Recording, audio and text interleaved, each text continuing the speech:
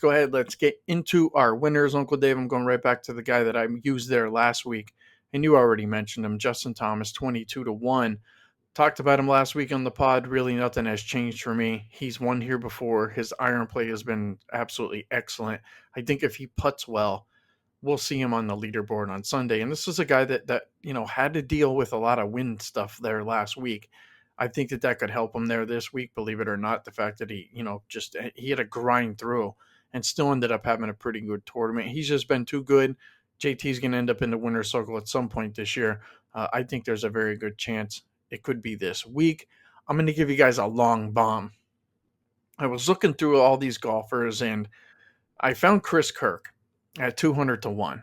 He is coming off of a very good week at the Arnold Palmer where he finished 22nd. His putting was a little bit iffy there last week, but everything else kept him in the middle.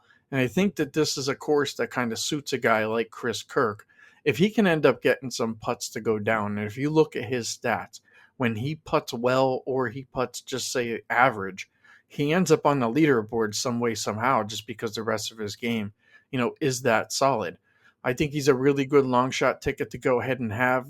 Is there a chance he could end up having a bad putting day and he doesn't even make the cut? Sure. But I think if there's a guy that can get the putter rolling and the rest of the clubs in his bag just always seem to work, he could end up being a real sneaky pick there this week. And this is just one of the things that Chris Kirk actually does. You don't see him around for a while and all of a sudden, boom, there he is.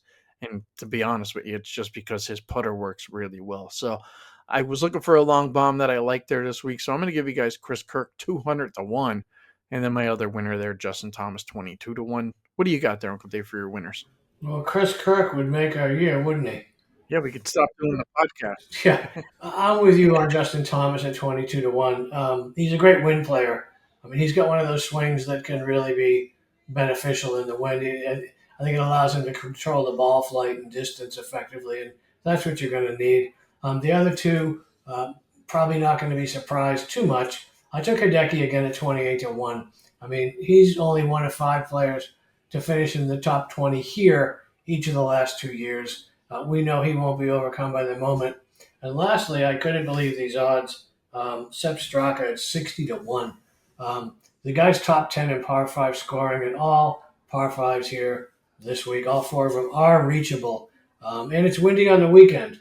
Again, he kind of fits my bill. I mean, the guys from Austria, they play in some pretty windy weather over there in Europe. So I'm with you on Thomas. I'm taking Hideki and Straka to win. And I will root them on for us, buddy.